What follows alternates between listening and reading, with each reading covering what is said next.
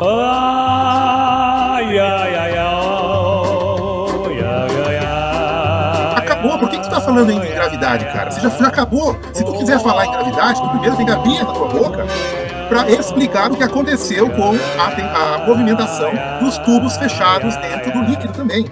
Ih, rapaz. Então isso é um negócio muito complicado, cara. É um negócio complicado mesmo. É um negócio muito complicado do ponto de vista magnético. Eu como álcool, meu pão é o Michael Jackson. Vai dar o entendeu? Entendi. Onde não havia alteração de volume. Bastava estar quente, subia, frio, descia. Quente, subia, frio, descia. Você não pode mais falar em gravidade enquanto não der uma explicação à altura. E quando você vem botar essa formuléculazinha aqui, formulinha, e você ainda não explicou por que que o tubo de água sobe quente e desce frio? Ok, já chega dessa merda. Vamos então à explicação do esperijumento do tubo. A explicação é relativamente simples. Num primeiro momento, a água, o tubo e o seu conteúdo possuem praticamente a mesma temperatura. Neste caso, temos apenas duas forças agindo sobre o tubo, o seu próprio peso e o empuxo. A força-peso é um vetor que aponta para baixo, enquanto que a força de empuxo é um vetor que aponta para cima. Em outras palavras, o peso empurra o objeto para baixo, enquanto o empuxo empurra para cima. Aplicando a segunda lei de Newton, somamos vetorialmente essas duas forças e obtemos uma força resultante. Se a força de empuxo for maior que a força-peso, a força resultante aponta para cima. Mas se a força-peso for maior que a força de empuxo, a força resultante aponta para baixo.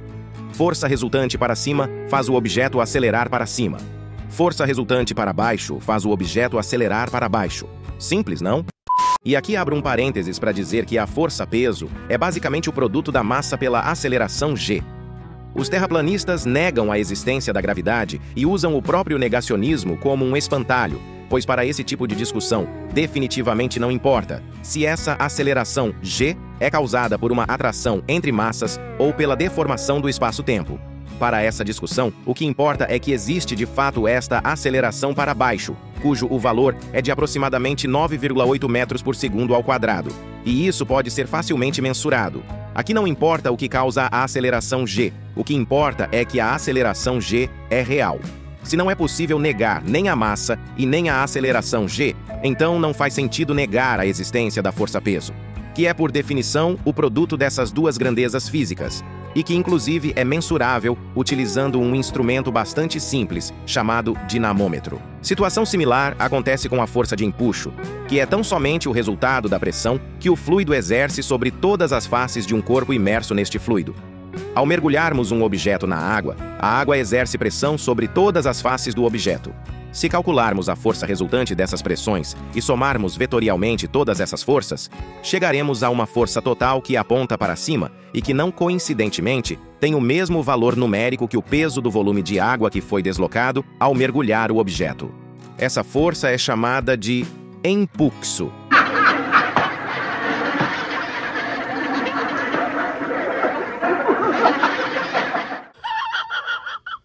Tudo isso é dedutível matematicamente e verificável experimentalmente.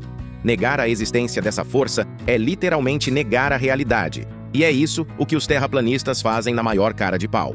Vocês, terraplanistas, são apenas um bando de malucos negando cada vez mais a realidade para continuar sustentando uma narrativa baseada numa crença. Voltando à experiência, numa segunda etapa, coloca-se um objeto aquecido na água em temperatura ambiente, e então o objeto aquecido começa a transferir calor para a água em seu entorno. Cria-se, portanto, uma diferença de temperatura entre a água na região mais próxima do objeto aquecido e a água nas regiões mais afastadas. E daí essa diferença de temperatura na água provoca as chamadas correntes de convecção. Esse deslocamento da água deslizando ao longo da superfície do objeto faz surgir uma terceira força, o arrasto viscoso. Então, essa terceira força, agindo sobre o tubo, se soma vetorialmente com as outras duas mencionadas anteriormente. Temos, portanto, três forças agindo sobre o objeto. A força peso, que é um vetor apontando para baixo, a força de empuxo, que é um vetor apontando para cima, e a força de arrasto viscoso gerada pelas correntes de convecção, cujo o vetor pode apontar tanto para cima quanto para baixo, dependendo do sentido da corrente. Se o objeto tiver uma temperatura maior que a temperatura inicial da água, ele aquecerá a água ao seu redor e produzirá correntes de convecção nesse mesmo sentido mostrado na tela, introduzindo uma força de arrasto para cima. Se o objeto tiver uma temperatura menor que a temperatura inicial da água, ele resfriará a água ao seu redor e produzirá correntes de convecção no sentido oposto ao que foi apresentado anteriormente, introduzindo uma força de arrasto para baixo. Vamos então considerar o caso do objeto aquecido, gerando uma força de arrasto para cima. Pela segunda lei de Newton, essa força se soma vetorialmente com o peso e o empuxo, surgindo uma nova força resultante. Vale lembrar que, inicialmente, quando as temperaturas eram uniformes, tínhamos apenas duas forças agindo sobre o tubo, e como o peso era maior que o empuxo, a força resultante apontava para baixo. Agora, com o tubo aquecido gerando uma diferença de temperaturas, temos a ação de três forças. O peso continua sendo maior que o empuxo, mas o empuxo ganhou um reforço para o seu time. Assim como o empuxo, a força de arrasto também aponta para cima. Então, se a soma dessas duas forças for maior que a força peso, a força resultante também apontará para cima, fazendo o objeto subir. E aí está a explicação. Utilizando conceitos da mecânica básica, como vetores e segunda lei de Newton, além de conceitos da mecânica dos fluidos e da termodinâmica. Tudo baseado em conhecimento consolidado que pode ser sustentado matematicamente e verificado experimentalmente. Infelizmente, os terraplanistas possuem um grave déficit de cognição que não lhes permite processar mais de uma informação ao mesmo tempo e, portanto, não conseguem entender como é possível um corpo estar submetido à ação simultânea de mais de uma força. Para eles, se um objeto flutua na água, é porque a gravidade não existe. Se o objeto afunda, é porque o empuxo não existe. Se o objeto inicialmente afunda, mas flutua ao ser aquecido, então esta seria a prova cabal de que a temperatura seria a grandeza que rege o movimento dos corpos. Na lógica terraplanista, numa disputa de cabo de guerra, o lado vencedor estaria puxando a corda sozinho. Oh, oh, oh.